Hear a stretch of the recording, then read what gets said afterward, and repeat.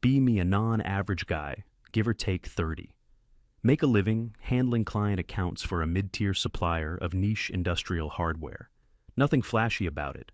We move precision parts, pressure systems, and technical components most people couldn't identify if their life depended on it. It's the invisible infrastructure type of business. Factories rely on it, but nobody brags about it. Compensation's fair, workflow predictable, and leadership keeps expectations simple. Perform. For anonymity's sake, I'll just call my manager the boss.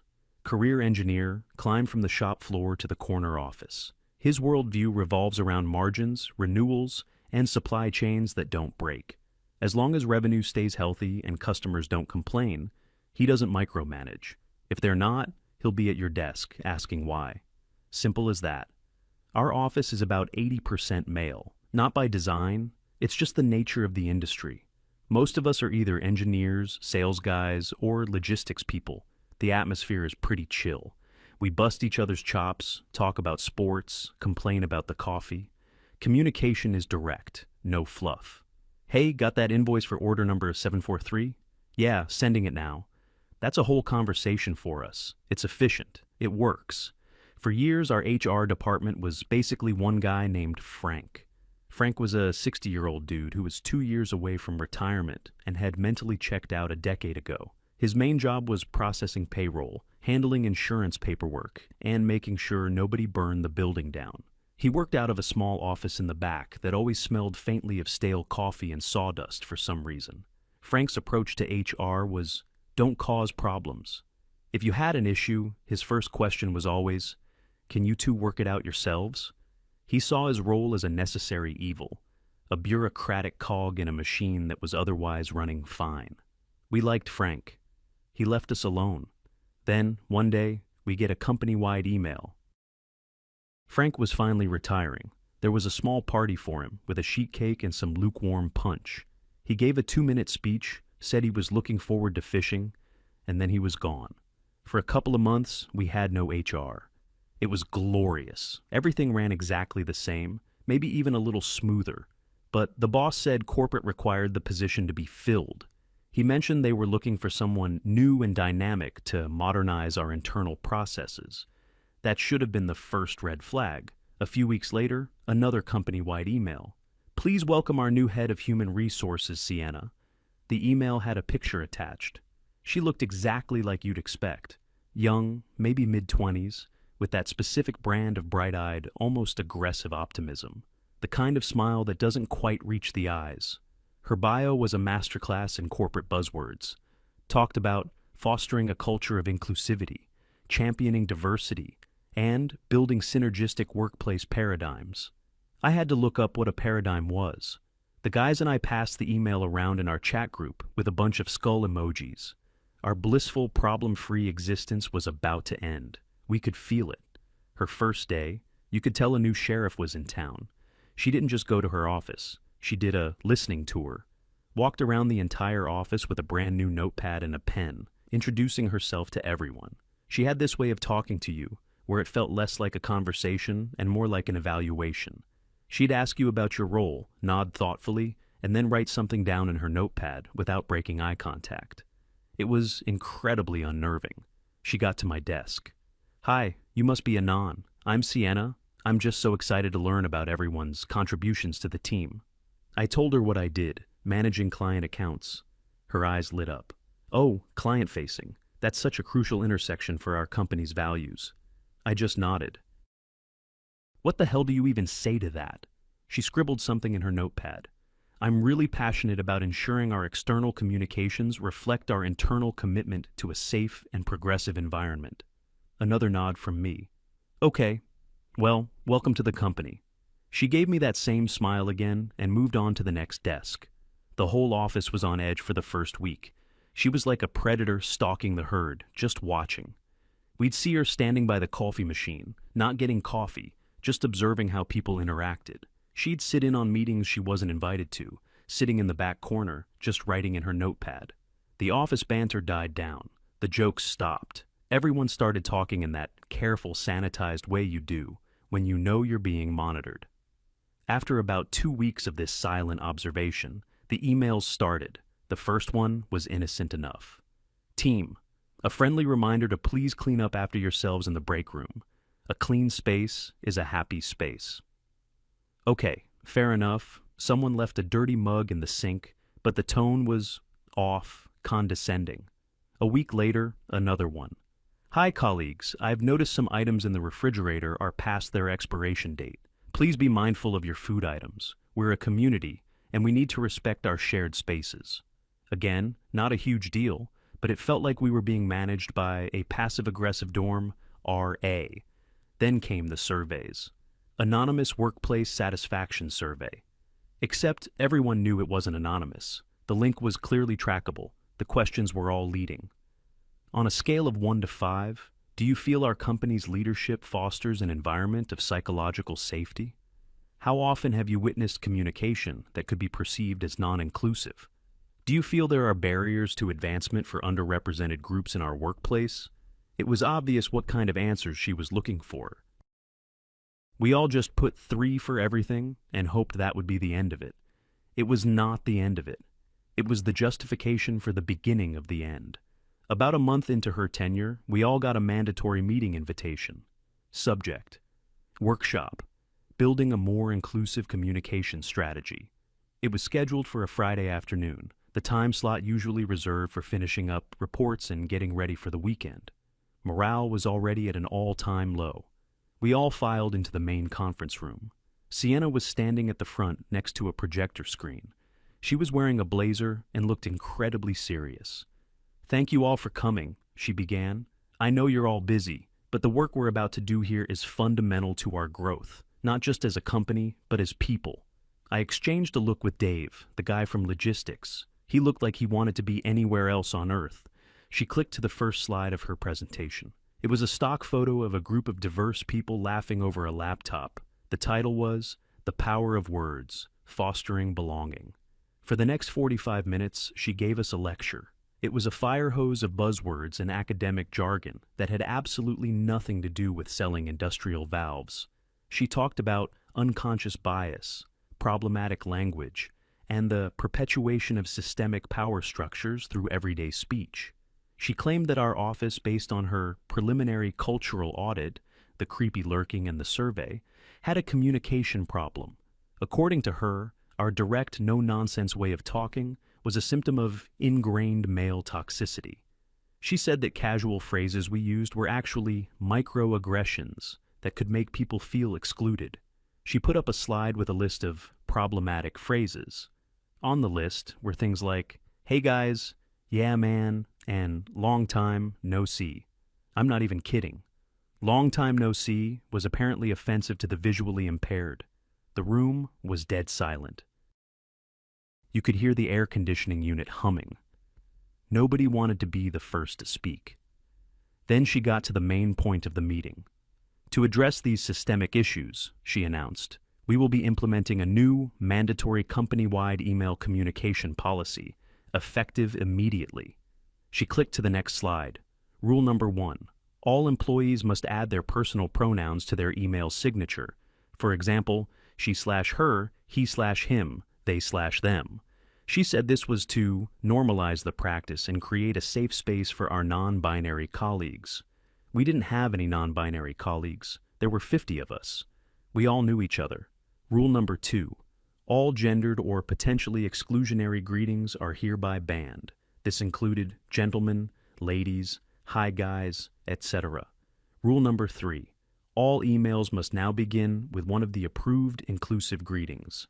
Hello team, greetings all, or hi colleagues. She looked out at the room of stone-faced men, beaming as if she'd just solved world hunger. This will ensure our communications are professional, respectful, and reflective of our forward-thinking values, she concluded. She then asked if there were any questions. For a solid 30 seconds, nobody said a thing. We were all just processing the sheer stupidity of it all. Then, Dave from Logistics, a brave soul, raised his hand. Dave is a good guy, a bit older, been with the company for 20 years. He's as straightforward as they come. Sienna called on him a little too eagerly.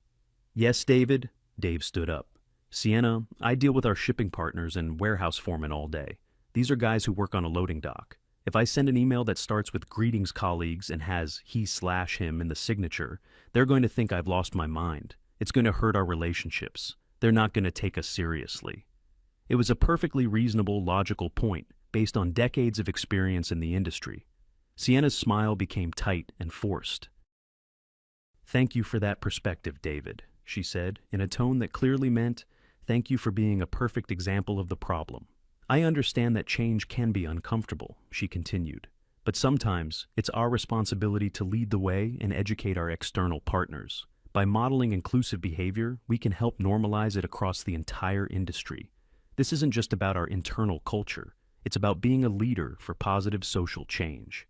She had completely ignored his point and replaced it with a meaningless corporate platitude. She was basically telling a 20-year veteran of the industry that he needed to educate truck drivers on pronoun usage. Dave just slowly sat back down, a look of pure defeat on his face. He knew he'd lost. Nobody else asked any questions. What was the point? The meeting ended. We all filed out in silence. Back at our desks, the private chat lit up. "You've got to be kidding me. Is she for real? My pronouns are about to be kiss/my/ass." It was funny, but underneath it was a real sense of frustration. This was our job, our livelihood, and it was being interfered with by someone who lived in a completely different reality, someone who cared more about abstract theories than about the practical business of keeping the lights on. The boss wasn't at the meeting. He was out visiting a client site. We all wondered what he'd think, but our hopes were dashed when an email from Sienna landed in our inboxes an hour later. Subject: Policy reminder, new email communication standards. It recapped all the rules she had laid out. And at the bottom, it said, "This policy has been fully approved by senior management and is mandatory for all staff." She'd gotten the boss to sign off on it. He probably didn't even read it, just saw communications policy, figured it was standard HR stuff, and gave it the okay. He was focused on the big picture, the numbers. He trusted his department heads to manage the details. That trust was about to be a very, very big mistake. So we did what any sane person in our position would do. We complied. It was a classic case of malicious compliance. Within an hour, everyone's email signature was updated. John Smith, sales director, he/him. David Jones, logistics coordinator, he/him. Anon, account manager, he/him. Our emails became a joke. "Greetings team, does anyone have a spare stapler? Regards, Anon, he/him. Hi colleagues, the coffee machine is out of filters. Thanks Dave, he/him. It felt ridiculous. We were all grown men, professionals, and we were being forced to communicate like we were in a campus club. The first few days were just internal emails, so it was contained within our own circus. We'd get on a call with each other and immediately start with, "Hey man, forget that email formality, I just needed to ask." But we all knew it was only a matter of time before this new policy had to face the real world. It had to face our clients. My portfolio of clients is pretty diverse. Some are modern tech companies, others are small, family-owned businesses. And then there are the big ones, the old-school industrial giants. My biggest account, by far, was a manufacturing firm based in the Midwest. They made heavy-duty components for the oil and gas industry. They were our single largest source of revenue. Losing them would be catastrophic. The owner of the company was my main point of contact. Let's call him the client. The client was in his late 60s, built the company from the ground up with his own two hands. He was a straight-talking, no-nonsense guy. He valued reliability, honesty, and getting the job done right. He had zero patience for corporate BS. We had a great working relationship.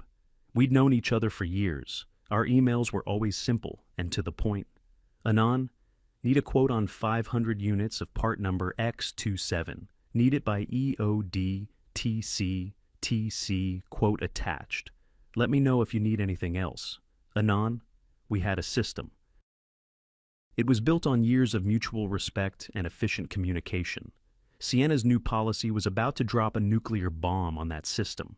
A couple of weeks after the policy went into effect, I got an email from the client.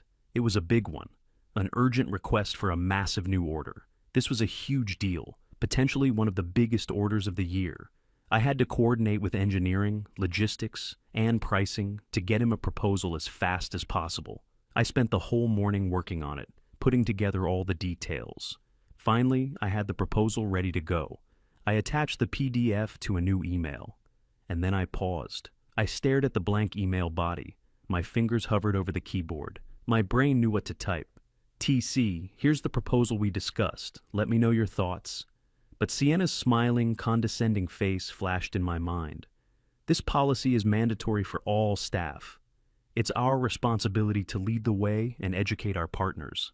I looked at my email signature, already set up with the idiotic he/him. This felt so wrong. It was like walking into this guy's gritty, oil-stained factory office wearing a clown nose.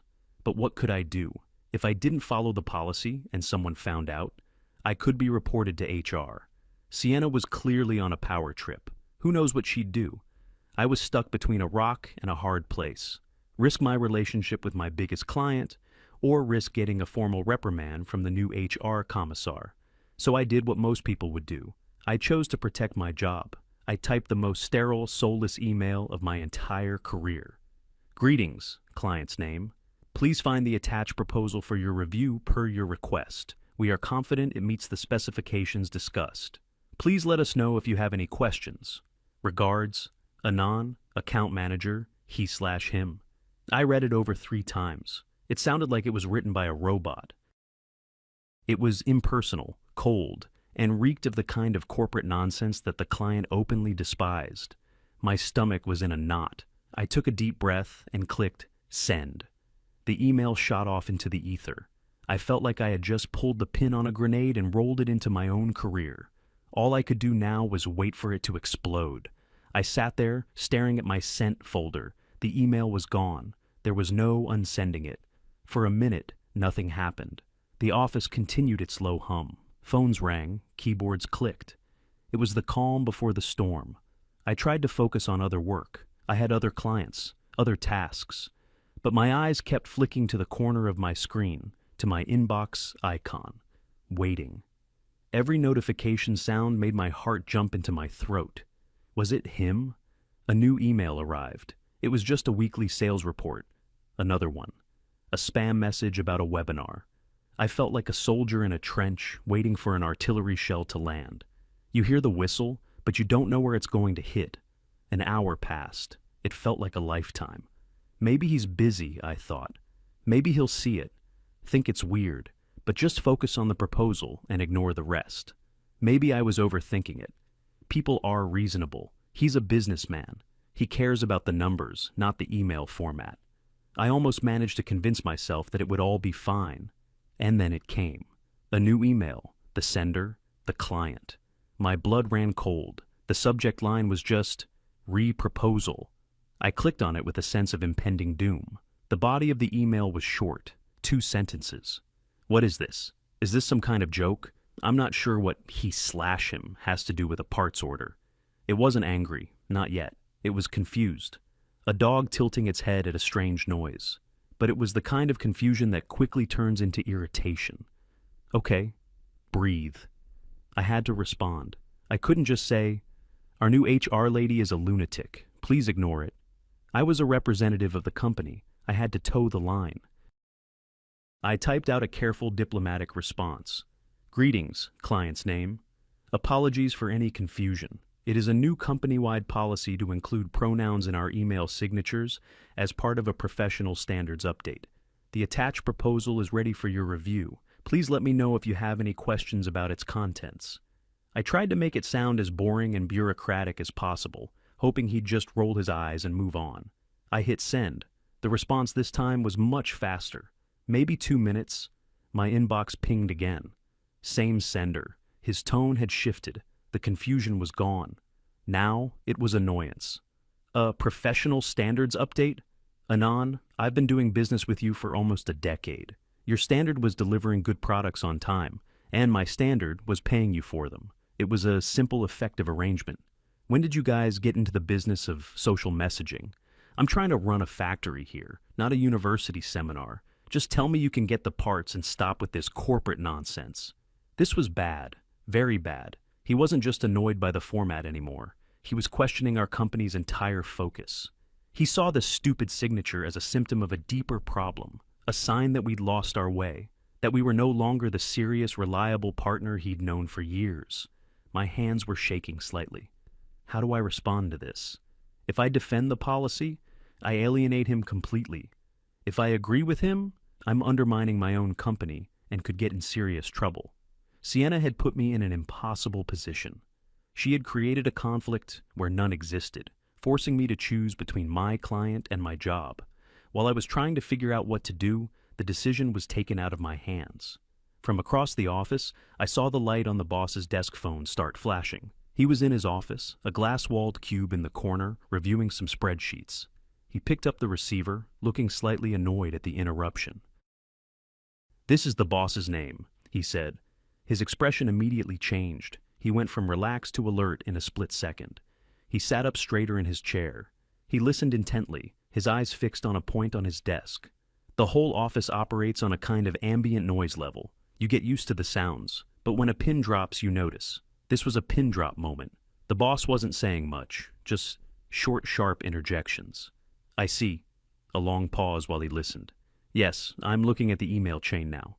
He started typing on his keyboard. He was pulling up my exchange with the client. My heart hammered against my ribs.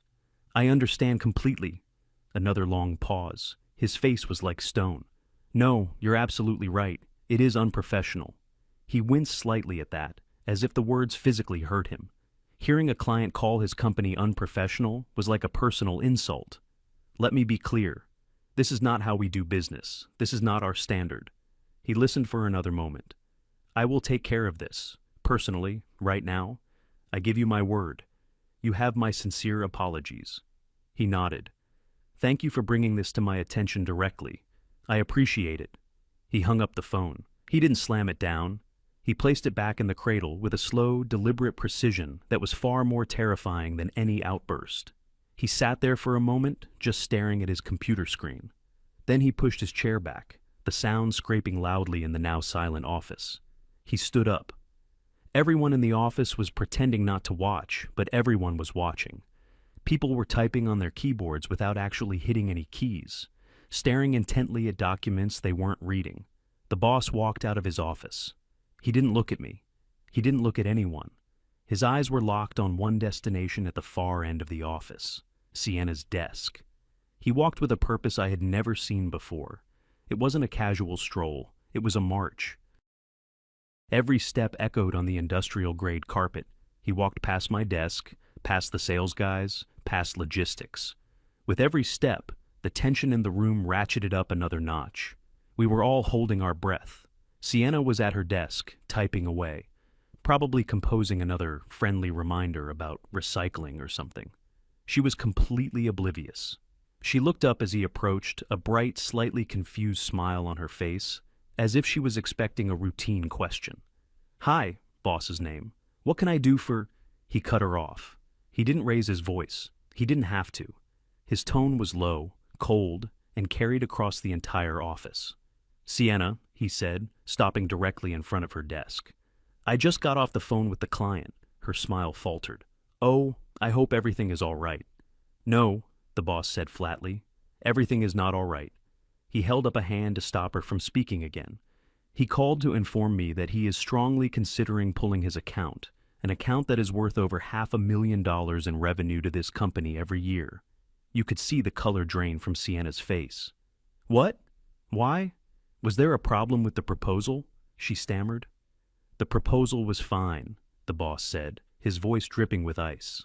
"The problem was the email it was attached to. The problem was that my best account manager was forced to communicate with our most important client like he was sending an invitation to a potluck at a community center." She was starting to understand. Her eyes darted around the office, realizing everyone was listening. "He wanted to know," the boss continued, his voice getting a little louder, "if we had been taken over by a committee of children. His words, not mine. He said he doesn't trust a company that's more focused on virtue signaling than on manufacturing deadlines." Sienna's professionalism completely crumbled. She looked like she was about to cry. But the policy. It's about inclusion. It's about making people feel safe and respected. It's standard practice in modern companies. This was the moment of truth, the collision of two completely different worlds, her world of theories, buzzwords, and feelings, his world of payroll, profit, and loss, and keeping the damn doors open. The boss leaned forward slightly, placing his hands on her desk. "I'll tell you what's not standard practice, Sienna," he said, his voice dangerously quiet. "Losing our biggest client is not standard practice. Jeopardizing the jobs of the 50 people in this building is not standard practice. Your feelings about inclusion do not pay our bills. The client's $500,000 contract does. Do you understand?" She just stared at him, speechless. "This policy of yours is over. Done. As of this second," he commanded. "You are going to type up an email to all staff. You are going to tell them that the new email communication standards have been officially and permanently rescinded, effective immediately. You will state that all previous guidelines are no longer in effect. You will keep it short, professional, and you will not use the word inclusive a single time." He stood up straight. "And you're going to send me a draft of that email before you send it to anyone else. I want to see it in my inbox in the next 5 minutes. He didn't wait for a response. He just turned around and walked back to his office, the same determined stride as before. The entire office was in a state of suspended animation. Nobody moved. Nobody spoke. We all just stared at Sienna. She was frozen for a moment, her face a mixture of shock, humiliation, and disbelief.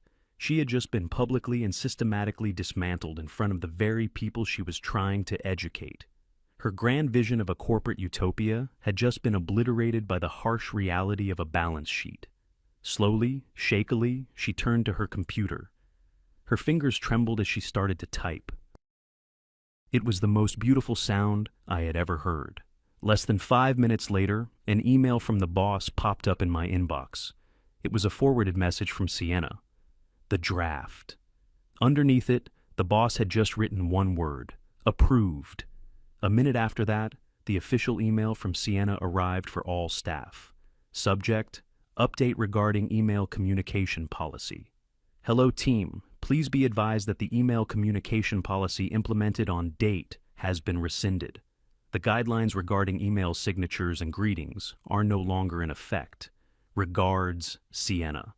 That was it. It was a white flag, a total surrender. A quiet cheer went up from the sales department corner. Someone else let out a low whistle. It was like a spell had been broken. I looked at my email signature. I immediately deleted the he/him. It felt like taking off a pair of shoes that were 2 sizes too small. I had a job to do. I had to save the account. I opened a new email to the client. I went back to basics, back to what worked. TC, I wrote. My apologies for the earlier communication. We had a brief internal policy update that has since been reversed. It won't happen again. The proposal is solid. We can meet your timeline. Let me know if you want to proceed. Anon. I hit send. 3 minutes later, he replied. Good. Glad to hear you're back to your senses. The proposal looks good. Send the contract over. TC.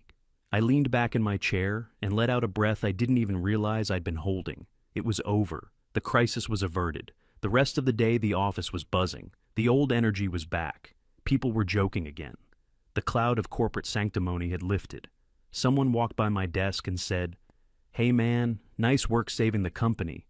I just gave him a nod. Sienna didn't leave her desk for the rest of the day.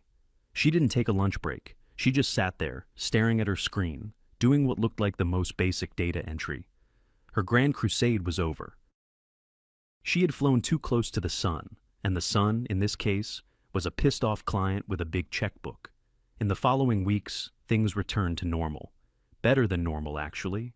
Sienna was still there, but she was a ghost. All her initiatives were canceled. No more workshops, no more surveys.